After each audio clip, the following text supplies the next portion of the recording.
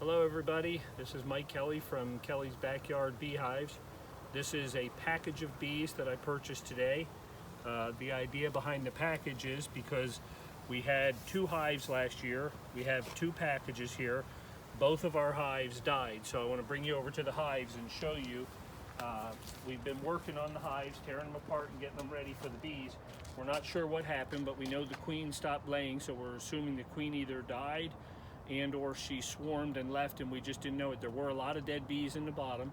We've cleaned them out. If you come over here, you'll see that we have 2 boxes. They're filled with honey, but these are in the brood chamber, so we're not going to extract any of this honey. This will be the honey that the bees will consume and eat and use for themselves. So we have everything set up. We're pretty much ready to go.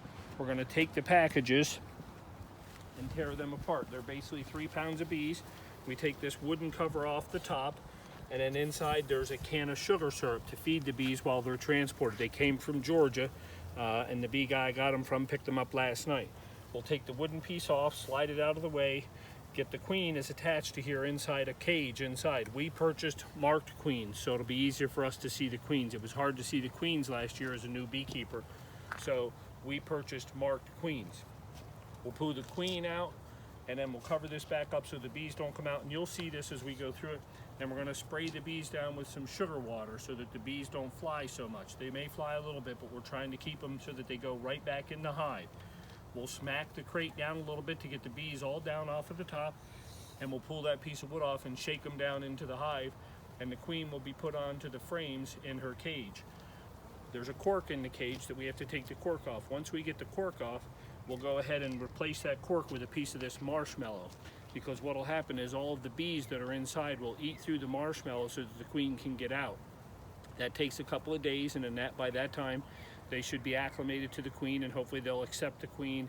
It's a mated queen, so we should be okay with that. And then in about a week we'll go back in and make sure that the queen's been laying eggs. If that's happening, we're back to where we were last year. We're starting with new bees and just starting over. So we did not extract any honey last year because we lost the bees and we didn't get enough. We realized in about January or February that we lost the bees. We had them up and through December.